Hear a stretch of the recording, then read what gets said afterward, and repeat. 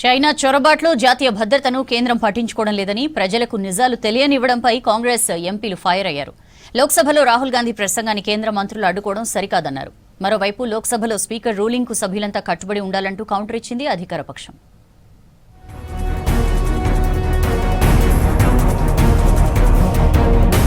సభలో ప్రతిపక్షాల గొంతును నొక్కుతున్నారని ఫైర్ అయ్యారు విపక్ష నేతలు. రాహుల్ గాంధీ మాట్లాడుతున్న మాటల్లో నిజం లేకపోతే వాటికి సరైన ప్రామాణికత కేంద్రం ఎందుకు భయపడుతోందన్నారు కాంగ్రెస్ ఎంపీ ప్రియాంక గాంధీ. నరవానే పుస్తకంలోని ఒక్క లైన్ గురించి ప్రస్తావించగానే అధికార పక్షం ఎందుకు ఆగ్రహానికి గురైందని నిలదీశారు.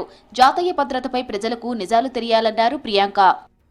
ये गलत बात है. जो रूल है एक पब्लिश सोर्स होना चाहिए, चाहे वो मैगजीन हो चाहे वो किताब हो. ये मैगजीन में पब्लिश्ड है, एक्सेप्ट है किताब का, तो इसमें तो कोई अनऑथेंटिकेटेड सोर्स नहीं है. वो ऑथेंटिकेट कर लेंगे राहुल जी, तो उसमें प्रॉब्लम क्या है.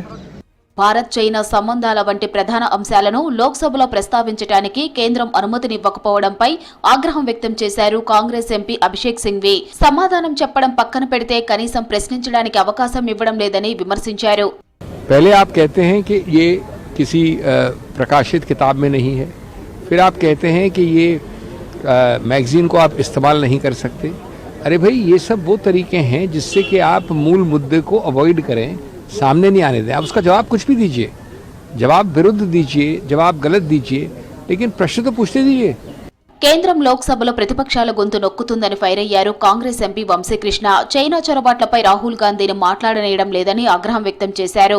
బీజేపీ ఎంపీలు కాంగ్రెస్ పార్టీని దేశ వ్యతిరేకులనడంపై మండిపడ్డారు. The BJP seems to have selected amnesia. They remember what they want to, and they want to misguide the people of India, which is what we are standing against. Our LOP is standing for the truth, for India, and the BJP is unable to take it. Rahul వ్యాఖ్యలపై కేంద్రం అతిగా స్పందించిందన్నారు Congress MP Shashi Tharoor. ఓ magazine లో ప్రచురితమైన కథనం ఆధారంగానే రాహుల్ మాట్లాడారని చెప్పారు.